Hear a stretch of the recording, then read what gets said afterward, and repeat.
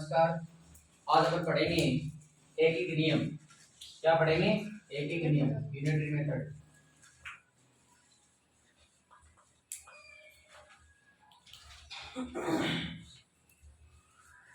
इसमें अपना पहला क्वेश्चन दे रखा है, 4 डिब्बों का कुल मूल्य 484 रुपए, तो जूस के 11 डिब्बों का मूल्य कितना होगा? तो 4 डिब्बे बराबर मूल्य दे रखा है 484 रुपए और हमें 11 डिब्बों का पूछ रहा है। तो 11 डिब्बों का पूछ रहा है, पहले यूनिटरी मेथड का मतलब नाम क्या होगा? एक ही नियम। पहले हमें कितने का पता होना जरूरी है? एक का। फिर आपको चाहे कितने का पूछे उसका हमें निकाल सकते हैं। तो पहले हम एक डिब्बे का निकालेंगे, 484 के बटे में 4 का डिवाइड कर दो, 4 एकम 4, 4 दूनी 8, 4 एकम 4, 121 रुपए। अब 11 का मूल्य निकालना है तो 121 गुणा 11 मल्टीप्लाई कर दो, 1 एकम 1, 1210 और प्लस 121 बराबर हो जाएंगे 1331 रुपए। कितने रुपए हो जाएंगे? 1331 रुपए। ठीक है। उसके बाद में सेकंड नंबर क्वेश्चन दे रखा है,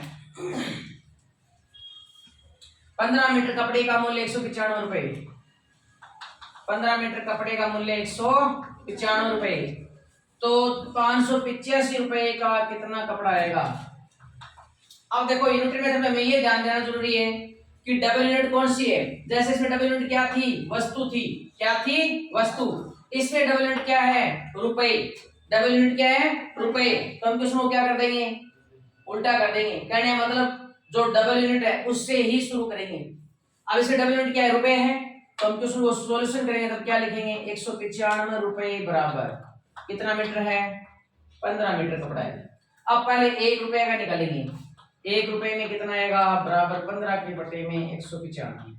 अब हमें कितने का पूछ रहा है? 585 रुपए का पूछ रहा है। ये लो, 585 रुपए बराबर 15 के बटे में 195 गुणा 585। अब देखो भाई इसमें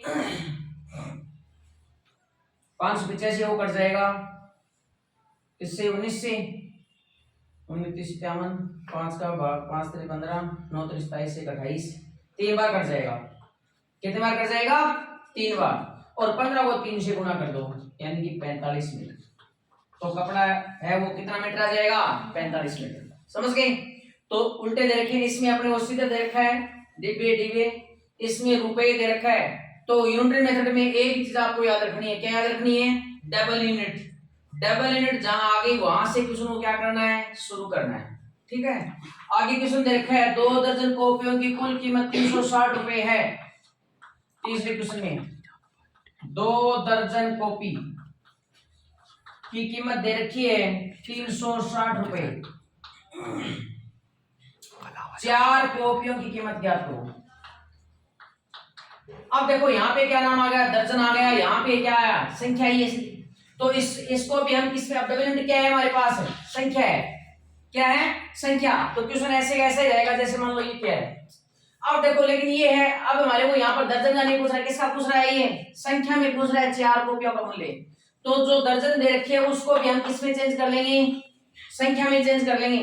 तो 1 दर्जन बराबर कितनी होते हैं? कोई भी 1 दर्जन वस्तु है उसकी मात्रा किस वस्तु के बराबर होती है? 12। तो 1 दर्जन में कितनी वस्तुएं होती हैं?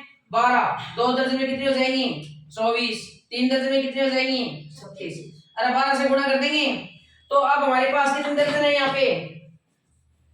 2 दर्जन। 2 दर्जन का मूल्य 2 दर्जन मतलब कितनी हो गई? 24 कॉपी हो गई। 24 कॉपी बराबर 360। पहले एक कॉपी का निकालेंगे बराबर 360 के बटे में 24। अब कितनी कॉपियों का निकालना है? 4 कॉपी का। तो 4 कॉपी बराबर 360 गुणा 4। 4 का भाग इसमें दे दो, 6 बार गया, 6 का इसमें दे दो, 36 1 0 बराबर आ जाएगा 60 रुपए। कितना रुपए आ जाएगा? 60 रुपए। तो 4 कॉपियों का मूल्य 60 रुपए आ जाएगा। अगला क्वेश्चन 4 नंबर। 4 नंबर दे रखा है, एक ट्रक में 60 बोरी गेहूं लादे जा सकते हैं। तो एक ट्रक बराबर 60 बोरे। एक ट्रक में कितने बोरे आते हैं? 60 बोरे गेहूं आते हैं। तो 4380 बोरी बोरे बराबर, इसका डबल यूनिट क्या हो गई? बोरे। क्वेश्चन में आपको ये देखना है डबल यूनिट मतलब क्या यहाँ रखे हैं उनसे क्वेश्चन शुरू करना है। यहाँ पे बोरे नाम आ गए, सवाल क्वेश्चन किससे शुरू करेंगे? बोरे से। सॉल्यूशन करेंगे तो क्या लिखेंगे? 60 बोरे बराबर कितने ट्रक? 1 ट्रक। अब कितने बोरे का निकालना है? 1 बोरे। 1 बोरे बराबर 1 के बटे में 60 और यहाँ पे दे रखा है 4380। 4380 बोरे बराबर 1 बटे 60 और ये गुना में चला जाएगा। 0 0 कट गया, 4 का भाग में तो 6 तो 42 और 6 3 18। 73 को 1 से गुना करेंगे 73 ट्रक।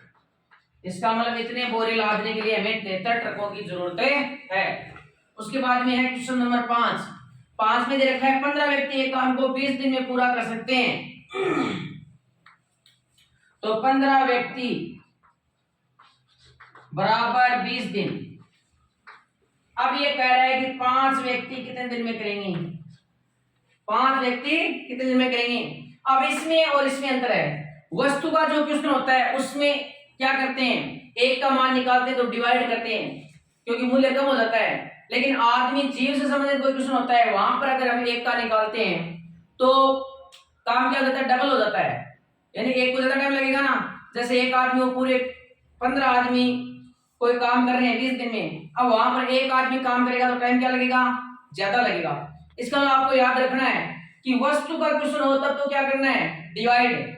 और जीव से संबंधित क्वेश्चन हो जैसे व्यक्ति हो, गाय हो, भैंस हो, बकरी हो, आदमी हो, मतलब जीव से संबंधित जब नाम आए तब हमें एक का निकालेंगे तो क्या करेंगे? मल्टीप्लाई करेंगे। क्या करेंगे? मल्टीप्लाई। अब हमारा क्वेश्चन ये है तो हम क्या लिखेंगे? 15 व्यक्ति बराबर 20 दिन। एक व्यक्ति बराबर 15 गुना 20। यहाँ पे क्या कर रहे थे? बट्टे। वस्तु वाले में क्या करना है? बट्टे। व्यक्ति वाले में क्या करना है? मल्टीप्लाई। इन दोनों को मल्टीप्लाई। अब जो पूछ रहा है उसका भाग देंगे। ये 5 का भाग 15 दे दो 3 बार, 3 को 20 से गुणा कर दो 60 थे। तो 5 व्यक्ति काम करेंगे तो कितने दिन लगेंगे? 60 दिन लगेंगे।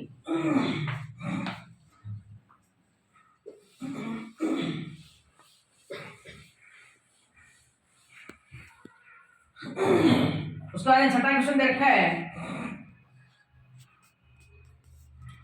12 व्यक्ति एक काम को 16 दिन में करते हैं।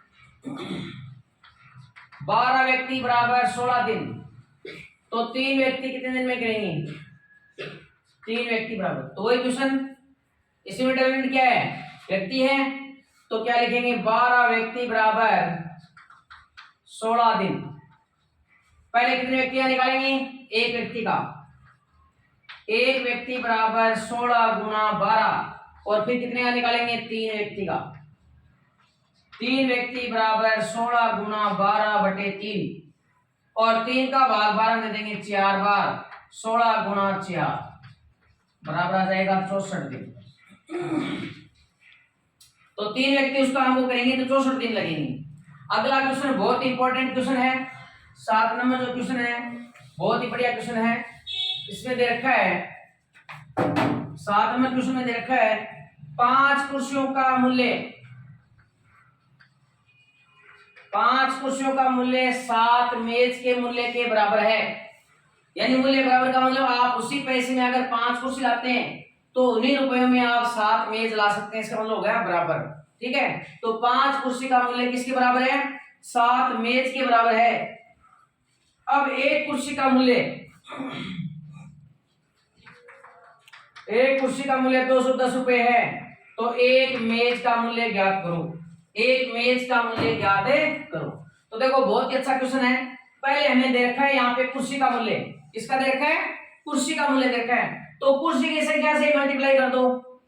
कुर्सी की संख्या से मल्टीप्लाई कर दो। कुर्सी कितनी है यहाँ पे?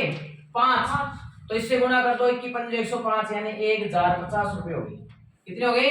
1050 रुपए। अब आपके पास कितने रुपए थे? 1050 थे। 1050 में 5 कुर्सी आ गई और 7 मेज आ गई। समझ गए ना? आप मेज लेना चाहोगे 7 आएंगी और कुर्सी लेना चाहते हो कितनी आएंगी? 5 आएंगी। अब आपको निकालना है एक मेज का मूल्य। एक मेज का मूल्य तो एक मेज, अब हमारे पास 7 मेज का मूल्य कितना आ गया? 1050 रुपए आ गया। कितने आ गया? 1050। हमें कितने मेज का निकालना है? एक मेज का। तो 1050 के बटे में 7 का भाग दो 15 7 105 150 रुपए। तो एक मेज का मूल्य कितना आ गया? 150 रुपए आ गया।